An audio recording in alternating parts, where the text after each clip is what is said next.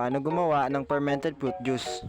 So una, i-prepare natin yung mga kakailanganin natin mga prutas. Meron tayong saging na ginayat-gayat na natin.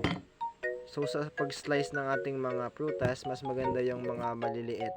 Mas maliliit, mas maganda. Wow! Sa paggawa ng FFJ, kahit anong prutas naman pwede, basta wag lang yung citrus.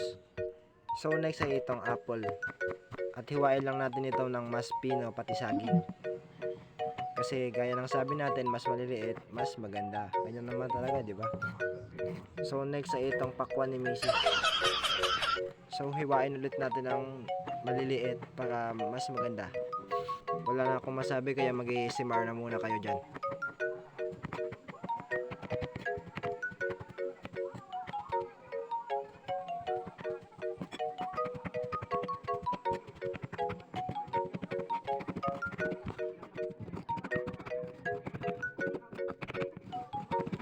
So next ay itatakos na natin itong ating mga prutas sa lalagyan ng plastic bottle.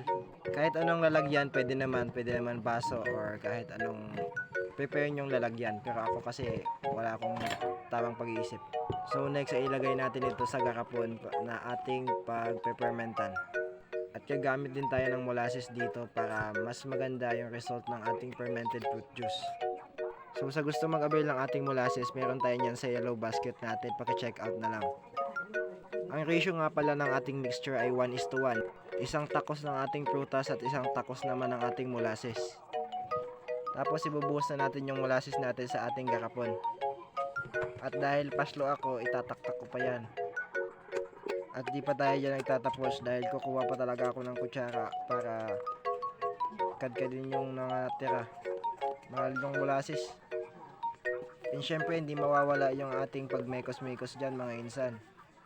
So ituloy mo lang yung pagmekos-mekos dyan hanggang ma-mix niya na lahat. Tornado! At ito na nga yung ating minekos-mekos na mixture at tatakpan na natin ito para i-ferment ng 7 days.